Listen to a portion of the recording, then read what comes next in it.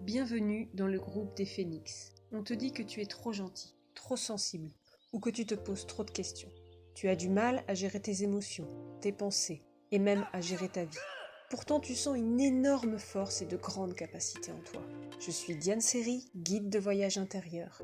J'aide les anges terrestres à débloquer leur vie et à révéler qui ils sont vraiment pour prendre les bonnes décisions pour eux-mêmes. Je réveille le phénix qui sommeille en eux. Tu peux retrouver mes coachings sur toutes les plateformes. Pense à t'abonner pour te respecter un peu plus chaque jour.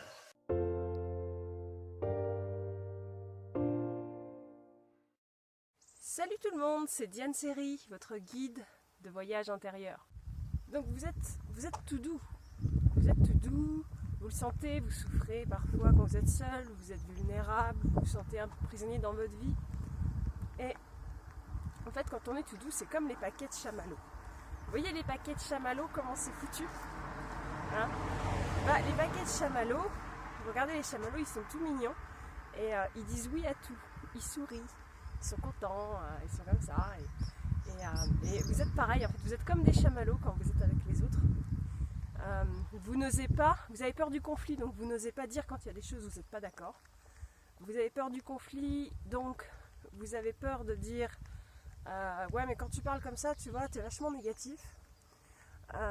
Vous n'osez pas dire ce que vous pensez en fait.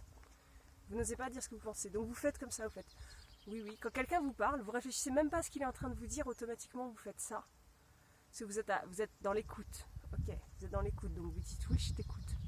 Ouais. Mais il y a un truc où vous faites pas attention, c'est que c'est une super mauvaise habitude. Parce que vous validez des tas de choses de façon inconsciente. Ça a des répercussions sur l'autre, mais surtout, à la limite, j'ai envie de dire, l'autre, quelque part, on s'en fout un peu. Parce que c'est pas le sujet du jour. Ça a des répercussions sur vous. Parce qu'il y a des choses que des personnes vont vous dire qui sont bonnes pour elles, ou pas d'ailleurs. Et vous, quand vous faites ça, vous dites ouais, je suis d'accord. Et c'est une super mauvaise habitude parce que votre estime de vous, elle en pâtit à chaque fois que vous êtes d'accord pour un truc qui n'est pas bon pour vous. À chaque fois que vous faites oui, alors que dans votre tête, vous dites bah non. Plus ou moins consciemment, hein. Et bah c'est pas bon. C'est vrai, il y a des fils par terre. Regardez.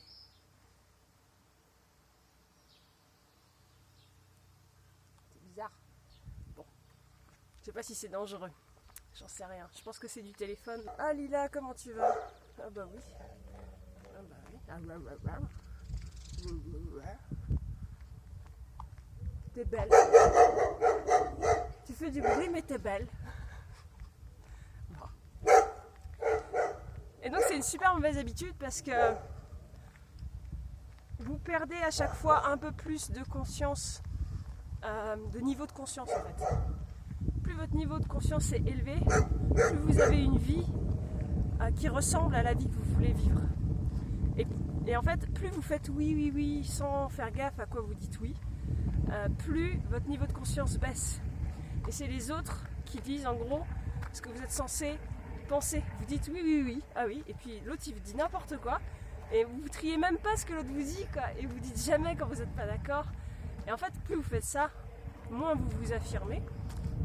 Donc, la première chose que j'aurais à donner, ce serait, quand on vous parle, apprenez à rester poker face, à rester...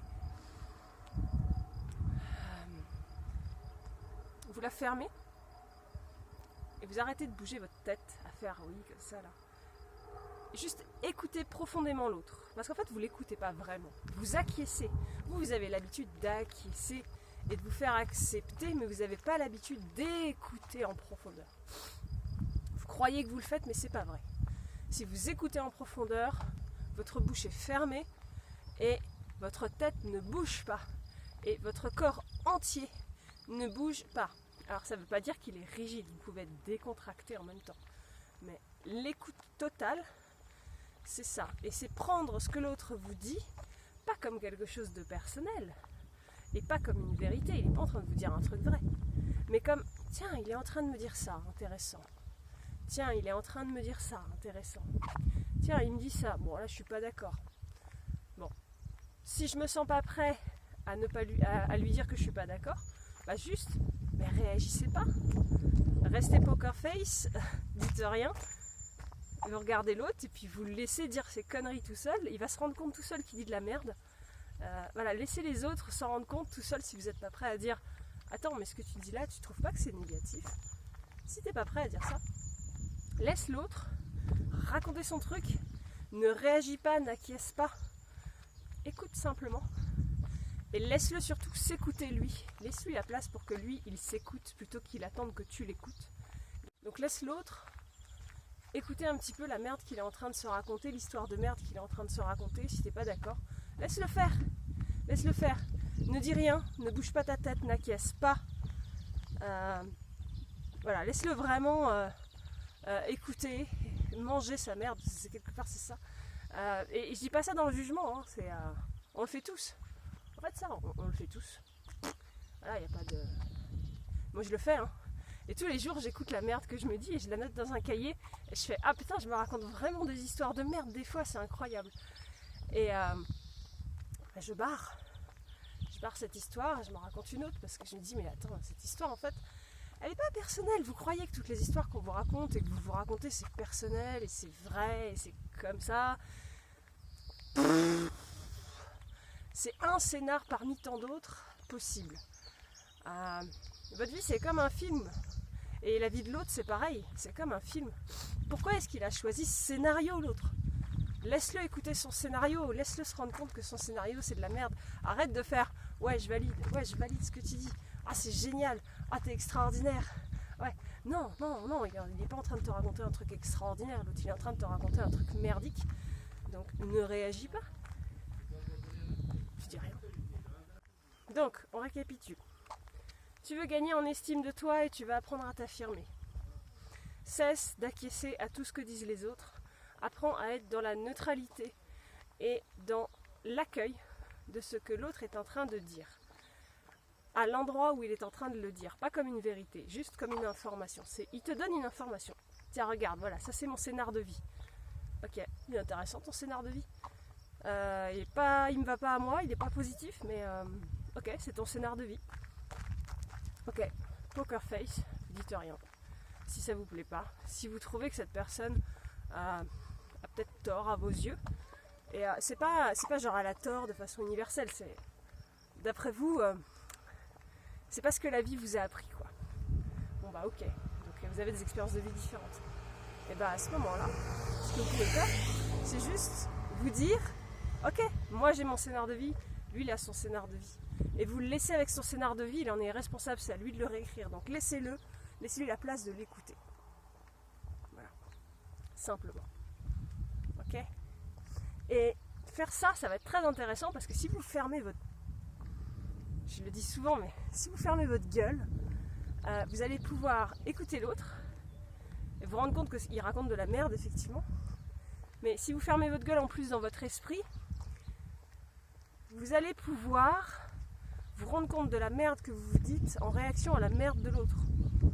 C'est-à-dire que l'autre il te dit oh, je suis trop nul, j'ai pas réussi à faire ça. Enfin, il est en train de se victimiser. Ah, elle m'a laissé tomber, j'en peux plus, je vais mourir, je sais pas quoi. Ah, tu veux pas boire un coup avec moi? Allez, viens, on va se murger tous les deux. Ok. Si tu la fermes mentalement, t'écoutes son scénario, tu te dis ok, cette personne a besoin de se murger après une rupture, cette personne a besoin de ci après un échec, une erreur ou une connerie comme ça. Ce scénar me convient pas. Ok, puis après derrière tu la fermes et t'écoutes ce qu'il dit. Oh, gna, gna, gna, gna, il est en train de se plaindre, gna gna, il est responsable de rien, c'est la faute de l'autre, je sais pas quoi. Bah, il faut que tu t'en rendes compte en fait. Il faut que tu te rendes compte que cette personne ne prend pas ses responsabilités, mais ça c'est possible que si dans ta tête tu la fermes, parce que toi tu as l'habitude de te dire oh le pauvre il souffre, oh il a été abandonné, oh le pauvre il a ci, il a ça. Et t'en fais un problème personnel, alors que ça ne te concerne pas au départ, c'est le problème de l'autre, c'est pas le tien. C'est même pas ton problème au départ. Et toi t'es là, oh le pauvre et tout machin, et tu le victimises. Ah, donc apprends à fermer ta gueule physiquement et apprends à la fermer dans ta tête aussi et juste à être dans l'observation. Observe ce que te dit réellement l'autre. Il est en train de faire quoi? Il est en train de te dire quoi? Qu'est-ce qu'il te dit? Pas qu'est-ce qu'il t'envoie comme émotion. Pas qu'est-ce que ça génère chez toi. Qu'est-ce qu'il te dit, bordel? Il est en train de te dire quoi? C'est pas ma faute, c'est la faute des autres, moi j'y peux rien, on va se détruire, et c'est génial. Et je veux que tu le fasses avec moi. C'est ça qu'il est en train de te dire.